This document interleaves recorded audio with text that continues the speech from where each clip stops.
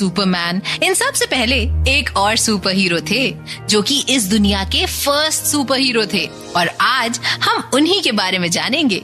उन super hero का नाम था महावीर हनुमान। बहुत समय पहले की बात है, तिरुमला हिल्स में वानर यानी इंटेलिजेंट मंकीज रहते थे, जिनका फेस तो मंकी जैसा होता था लेकिन शरीर इंसानों जैसा। उनके राजा का नाम था केसरी और वो अपनी वाइफ रानी अंजना के साथ वहाँ रहते थे। उनके राज में सब बहुत खुश थे। सब राजा केसरी की बहुत रिस्पेक्ट करते थे। उन्होंने जंगल में पीस रहे इसके लिए कुछ रूल्स बनाए थे और सब उन रूल्स को फॉलो भी करते थे। अपने रूल्स और रेगुलेशन से वो जंगल का बहुत ध्यान रखते थे। जहाँ राजा केसरी वानरों का, जंगल का ध्यान रखते थे, वहीं रानी अंजना जंगल के पेड़ पौधों का, फ्रूट्स एंड वेजिटेबल्स का ध्यान रखती थी। रानी अंजना जंगल में वानरों से लेकर बर्ड्स तक सबका ध्यान रखती थी। उनके जंगल में सबको टाइम पर खाना और शेल्टर मिलता था। राजा रानी अपनी ड्यूटीज अच्छे से पूरी करते थे। वो जितने फेमस बड़े वानरों के बीच थे, उससे कहीं ज्यादा फेमस छोटे वानरों के बीच भी थे।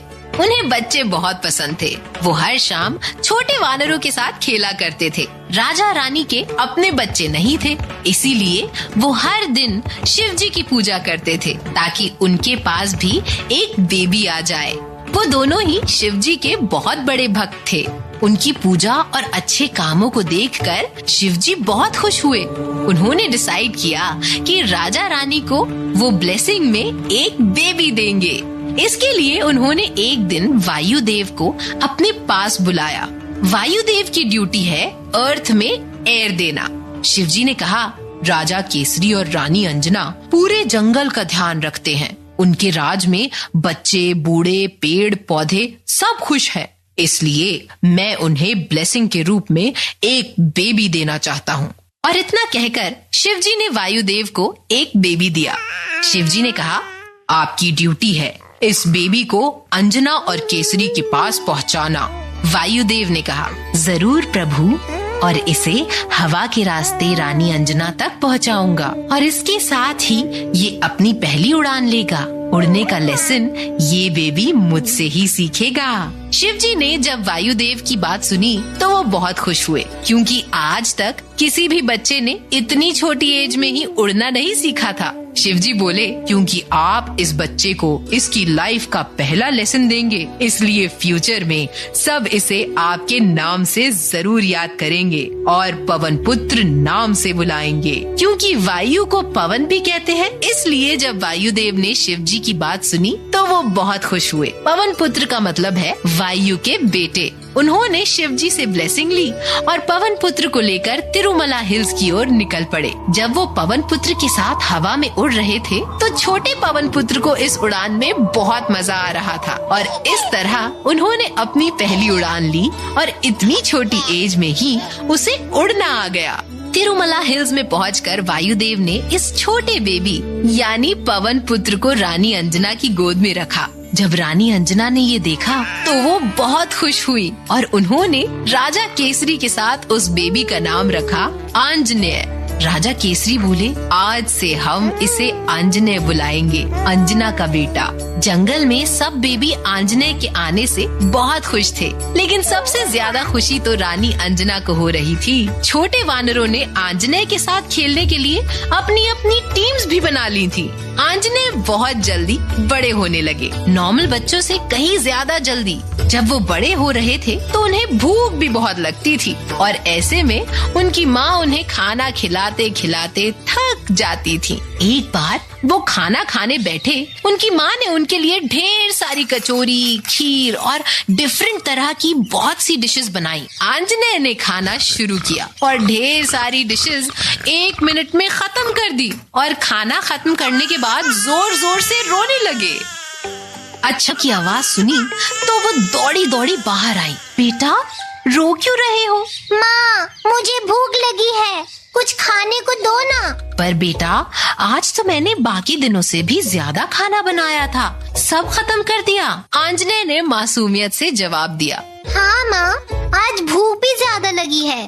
माँ अंजना बोली, किचन में तो अब तुम्हारे लिए कुछ खाना बचा नहीं है, लेकिन तुम जंगलों से फ्रूट्स ढूंढ के खा सकते हो। उन्होंने फिर सूरज की ओर इशारा किया और कहा, याद रखना, सिर्फ वही फ्रूट खाना जो सूरज की तरह लाल हो, क्योंकि वही फ्रूट पका हुआ होगा।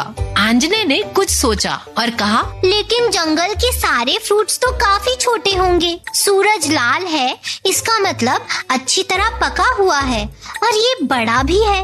मुझे तो लगता है अगर मैं जंगल की फ्रूट्स की जगह सूरज को खाऊंगा तो मेरी भूख शांत हो जाएगी। उनकी माँ ने उन्हें समझाने की कोशिश की कि सूरज फ्रूट नहीं है, लेकिन आंजनेय ने अपनी माँ की बात नहीं मानी और हवा में जंप लगाई और आसमान में तेजी के साथ उड़ने लगे। क्योंकि सूरज का साइज काफी बड़ा होता है, तो उसे खाने के लिए आंजनेय ने अपना शरीर बहुत बड़ा कर लिया, इतना बड़ा कि वो उड़कर जहाँ भी जा रहे थे जमीन में शैडो पड़ रही थी। वो धीरे धीरे सूरज की ओर बढ़ रहे थे। सूर्य देवता को जब ये पता चला कि भूख में आंजनेय उन्हें फ्रूट समझकर खाने आ रहे हैं, तो वो दौड़ने लगे। लेकिन आंजनेय ने अपना बड़ा सा मुंह खोला और सूरज को पूरी तरह खा गए। उनके सूरज को खाते ही हर तरफ सभी देवताओं के राजा हैं। जब उन्होंने अंधेरा देखा तो अग्नि देवता से उन्होंने सवाल किया, अचानक अंधेरा कैसे हो गया? क्या सूरज को कोई ब्लॉक कर रहा है? इतने अंधेरे में कोई कुछ भी नहीं देख पा रहा था। तो अग्नि देवता ने सजेस्ट किया, इंद्रदेव, आपके पास इतना बड़ा वेपन है वज्र, आप उसे यूज क्यों नहीं करते? वज्र इंद्र का सबसे बड़ा वेपन है, जिससे वो आसमान में थंडर ला सकते हैं, जो कि किसी के लिए भी अच्छा नहीं है, क्योंकि वज्र का यूज डीमंस और राक्षसों को मारने के लिए किया जाता है। लेकिन जब इंद्र ने हर तरफ अंधेरा देखा तो उन्हें कुछ समझ नहीं आया और उन्होंने अपना वज्र निकाला और आसमान में जोर से बिजली कड़की। आंजनेय, जो अभी भी आसमान में हवा में उड़ रहे थे, वो इतनी बड़ी बिजली गिरने से इंजर हो गए और उनके जॉ में बहुत बुरी चोट लग गई। वो जमीन पर गिर गए। जब इंद्र ने बड़े मंकी को देखा तो वो कंफ्यूज हो गए और ब्रह्मा जी के पास गए। ब्रह्मा जी ने उस विशाल मंकी को देखा और इंद्र से मुस्कुरा के कहा, ये कोई मामूली मंकी नहीं है, इनमें शिव जी की स्ट्रेंथ है और आप इन्हें किसी भी तरह फोर्स नहीं कर सकते। आपको प्यार से किसी बच्चे की तरह इनसे सूरज को वापस मांगना होगा। जब आंजनेय को होश आया तो इंद्र, ब्रह्मा, अग्नि और वायु के साथ उनके पास गए। प्लीज अपना मुंह खोलिए। लेकिन आंजनेय, जो अभी भी छोटे बच्चे थे, उन्होंने सवाल किया, क्यों? मैं क्यों अपना मुंह खोलूं? ब्रह्मा जी ने कहा, क्योंकि अगर आप ऐसा करोगे तो आपकी बहुत लंबी लाइफ होगी। इंद्र जी बोले, क्योंकि अगर आप ऐसा करोगे तो आप सबसे हमेशा हमेशा के लिए फेमस हो जाओगे। अग्निदेव बोले, क्योंकि अगर आप ऐसा करोगे तो फायर भी आपका कुछ नहीं बिगाड़ पाएगी। वायुदेव बोले, क्योंकि अगर आप ऐसा करोगे तो आप हवा से भी तेज उड़ पाओगे। आपको क्या लगता है? आंजनेय को कुछ फर्क नहीं पड़ा। वो तो छोटे बच्चे थे, वो अपनी जिद पे अड़े रहे। उनको इस वक्त बस अपने जॉ में दर्द से राहत चाहिए थी। जब ब्रह्मा जी ने आंजनेय की तरफ देखा तो वो समझ गए कि उनके जॉ में बहुत दर्द हो रहा है। आंजनेय, मुझे पता है आपका जॉ कैसे ठीक करना है।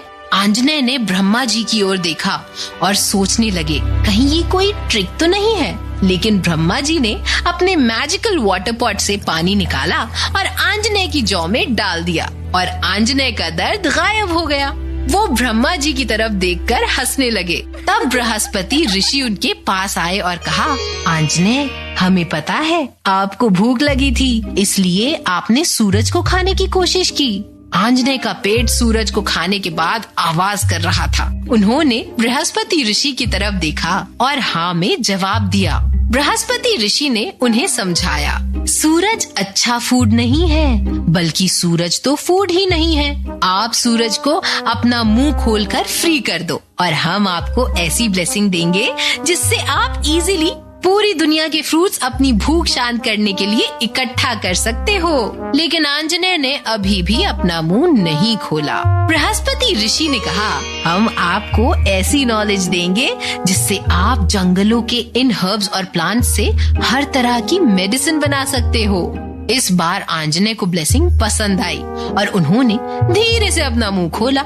उनके मुंह खोलते ही चारों तरफ रोशनी ही रोशनी छा गई और सूरज आसमान में अपनी जगह बैठ गए। इस दिन के बाद से आंजनेय को सब हनुमान बुलाने लगे, जिसका मतलब है सिले हुए जौ वाला, क्योंकि ब्रह्मा जी ने उनका जौ मैजिकल वाटर से सही किया था। भगवान, देवताओं और ऋषि मुनि की इतनी सारी ब्लेसिंग से उन्होंने ढेर सारे फ्रूट्स तो खाए ही और हर्ब्स की नॉलेज होने के कारण